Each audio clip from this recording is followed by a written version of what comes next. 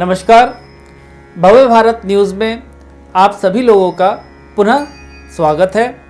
जैसा कि आपको मैंने पहले वीडियो में माता दुर्गा के नवरात्रों की पूजा विधि का वर्णन किया था, अब मैं आप लोगों को बताने जा रहा हूं कि हम लोग दुर्गा सप्तशती का इस महाग्रंथ का पाठ किस प्रकार से करें। जैसा कि आप लोग जानते हैं, हमारे इस त्यौहार का नाम है नवरात्रि। ये त्यौहार नवरात्रि है और ये सभी प्रकार के कष्टों का, सभी प्रकार के प्रारब्ध को जला करके नष्ट करने का ये एक अचूक रामबाण औषधीय इलाज है। ये माता महालक्ष्मी और माता महासरस्वती और माता महाकाली, इन तीनों का और 10 अष्टभुजा आदि शक्ति उस महारानी का त्यौहार है। और इसके पाठ करने में हम लोग अनजाने में या जानबूझकर या आलस्य में अनेक प्रकार की त्रुटियां करते हैं, गलतियां करते हैं और इसके कारण ही हम लोग पूर्ण लाभ को प्राप्त नहीं कर सकते।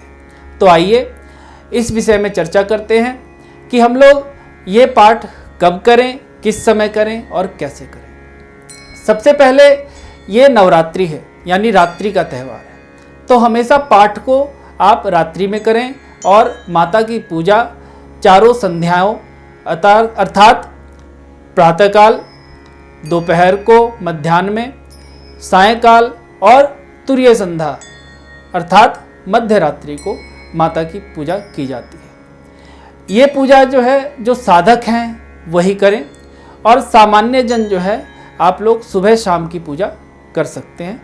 जो साधना नहीं करते हैं अर्थात गृहस्थ आश्रम में हैं और जिनके पास समय का अभाव है, वो सुबह और शाम को इसकी पूजा करिए। रात्रि को स्नान आदि करके शुद्ध आसन पर बैठ करके, आचमन करके और पवित्री मंत्र पढ़ के फिर इस पुस्तक को, दुर्गा सप्तशती को किसी शुद्ध आसन पर विराजमान करके पुस्तक पूजा करके फिर इस पुस्तक का अध्ययन करना चाहिए। सबसे पहले पवित्रीकरण करके और उसके बाद संकल्प लीजिए और संकल्प के बाद कीलक, जो कि ब्रह्मा जी, विश्वामित्र जी और वशिष्ठ जी द्वारा किलित किया गया है, उसका श्राप विमोचन पाठ अवश्य करें। जिस प्रकार से ताला भी नहीं, चाबी के नहीं खुलता, उसी प्रकार सभी पाठों का, ये दुर्गा सप्तशती का जब तक आप उत्कीलन नहीं करेंगे तब तक इसका पूर्ण लाभ प्राप्त नहीं करेंगे। सबसे पहले आपको कवच का पाठ करना चाहिए, फिर अर्गला स्तोत्र का पाठ करना चाहिए और फिर कीलक का पाठ करना चाहिए। इसके बाद अंगन्यास, ऋषि आदि न्यास, कर न्यास और अक्षर न्यास करना चाहिए। इसके बाद नवाण मंत्र का जाप, ओम ऐं ह्रीं क्लीं चामुंडाय विच्चे, इस मंत्र का जाप आपको यथाशक्ति 1 माला, 5 माला, जितना भी आप कर सकें उसको करिए और उसके बाद माता का ध्यान करके फिर 13 अध्यायों का पाठ करिए।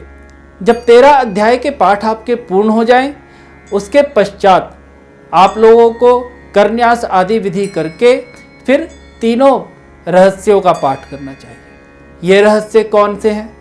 ये पहला रहस्य है प्राधानिक रहस्य, दूसरा वैकृतिक रहस्य और तीसरा मूर्ति रहस्य। इन तीनों रहस्यों में माँ की उस अनुपम शक्ति को और माँ के उस चरित्र का वर्णन किया गया है कि हम लोग किस प्रकार से उस आदि शक्ति की पूजा कर सकते हैं, किस प्रकार उस माता को किस स्थान पर विराजमान कर सकते हैं।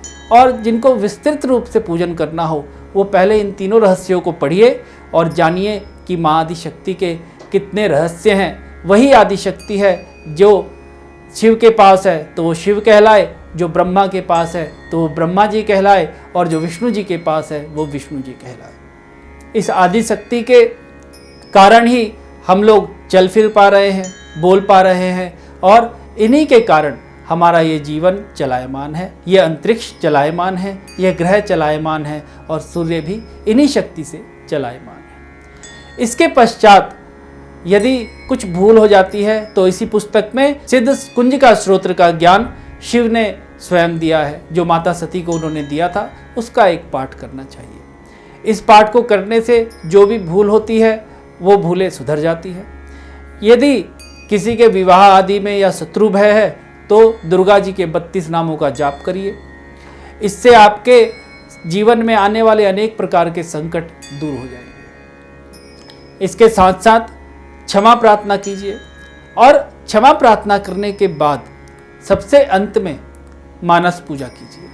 मानसी पूजा वो अस्त्र है जिससे आप बड़े से बड़े कष्टों को काट सकते हैं। मानसिक पूजा में भक्त और साधक सीधा माँ के पास जाता है और अपने मन से रचा हुआ कमलदल, पुष्प, हार, फूल, अक्षत, अनेक प्रकार के व्यंजन से माँ का भोग लगाता है। अनेक प्रकार के पुष्पों को तोड़ तोड़ के लाता है और माँ के चरणों में अर्पित करता है। उस माँ के संग में वो जितने समय रहता है वो अतुलनीय है, वो अकथनीय है। उसका वर्णन मैं तो क्या, माँ सरस्वती भी नहीं कर सकती। तो आप लोगों से मेरा अनुरोध है कि इन नवरात्रि में इस पाठ विधि के साथ आप पाठ कीजिए और इस नवरात्रि का पूर्ण लाभ उठाइए। जो गृहस्थ आश्रम में हैं और इतने बड़े विधि से पाठ नहीं कर सकते हैं तो उनको घबराने की जरूरत नहीं। इसी पुस्तक में गुरुओं के आशीर्वाद से और उनके वचनों के आधार पर मैं आपको बताता हूँ कि इस पाठ को आप 3 दिनों में विभक्त कर सकते हैं। पहले दिन में पहला पाठ कीजिए, दूसरे दिन में दूसरे से लेकर के चौथे अध्याय तक का पाठ कीजिए और तीसरे दिन में 5वें से लेकर के 13वें अध्याय तक का पाठ कीजिए। फिर उसके बाद यदि आप पाठ को कंटिन्यू करना चाहते हैं तो फिर चौथे दिन आपको पहला अध्याय, फिर 5वें दिन दूसरे से चौथा अध्याय और 6वें दिन आपको चौथे से 13वें अध्याय का पाठ करना चाहिए। इस तरह से 9 दिन में आप 3 बार पाठ कर सकते हैं। यदि कोई अष्टमी करता है तो आपको 2 बार ही ये पाठ कंटिन्यू करने हैं, क्योंकि आप 9वीं तक ये पाठ नहीं कर पाएंगे। तो इस प्रकार से आप पाठ कर सकते हैं। इसके साथ साथ ही इस पुस्तक में प्राधानिक रहस्य आदि पाठ और पूजा पद्धति दी हुई। इतने श्रोत्र हैं कि यदि आप एक श्रोत्र भी मन लगाकर पढ़ते हैं, उस आदिशक्ति के आगे एक दिया भी जला करके बैठ जाते हैं, एक फूल भी लेकर बैठ जाते हैं, तो वो उस फूल से और उस दिए से और उस आपके पाठ से संतुष्ट हो सकती है। लेकिन शर्त यही रहती है कि यथाशक्ति तथा भक्ति। आपके अंदर कितनी शक्ति है वो आदिशक्ति जानती है।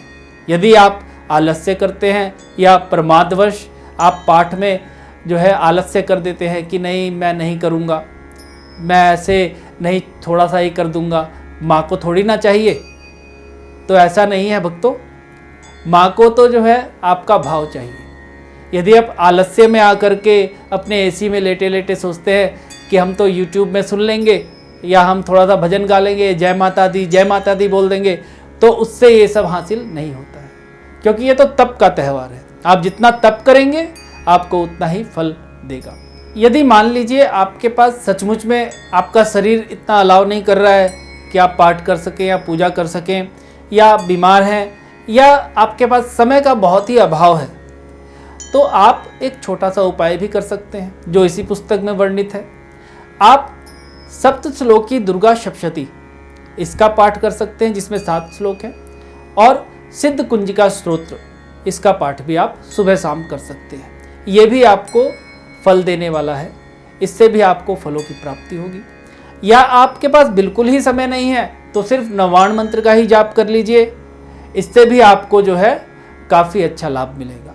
लेकिन शर्त यही है कि आपके पास वो जेन्युइन प्रॉब्लम होनी चाहिए जिससे कि आप ये नहीं कर सकते। यदि आप जानबूझ कर के और अपने आलस के वश में होकर के माँ की इस पूजा को, आराधना को छोड़ते हैं या तपश्चर्या नहीं करते हैं, तो ये तो कर्म का फल है, ये कर्म क्षेत्र है।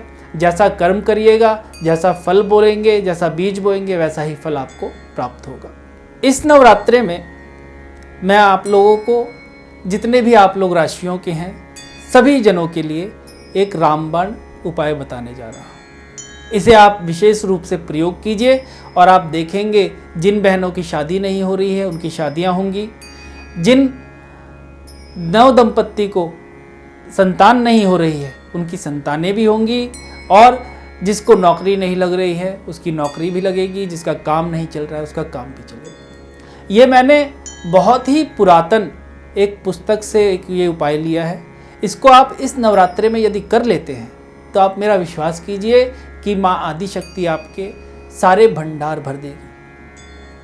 मैं आपको बताने जा रहा हूँ कि ज्योतिष शास्त्र और आयुर्वेद एक ही विषय थे, और ज्योतिष शास्त्र आयुर्वेद ये दोनों को अगर अलग अलग कर दें तो प्राण और शरीर को अलग अलग करने का वर्णन होता है। ज्योतिष शास्त्र में वर्णन है कि 5 पेड़ों के पंचांग को, जैसे कदम, पीपल, आम, जामुन और बड़, इनका पंचांग आप ले लीजिए। पंचांग किसे बोलते हैं?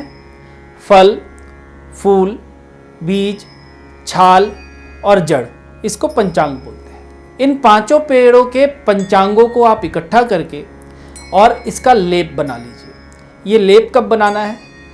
जब भी नवरात्रे शुरू हो उससे पहले अमावस्या पड़ती है। इस अमावस्या में आप इसका लेप बना के रख लीजिए और पूरे 9 दिन का लेप बनाइए एक साथ। और इस लेप को आप अपने नाभि के चारों तरफ और जांघ में इसको पूरी अच्छे तरह से लेप करके और आधा घंटा बैठ जाइए। इसके बाद थोड़ा सा लेप जल में मिला करके आप उस जल से स्नान करिए।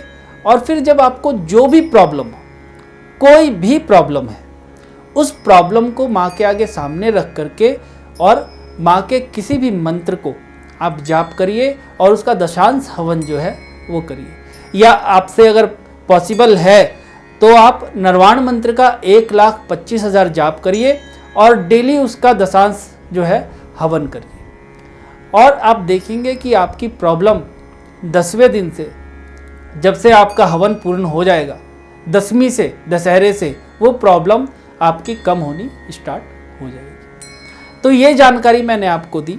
यदि आपको मेरी जानकारी अच्छी लगे तो आप हमारे इस चैनल को लाइक कीजिए, सब्सक्राइब कीजिए और शेयर कीजिए। धन्यवाद।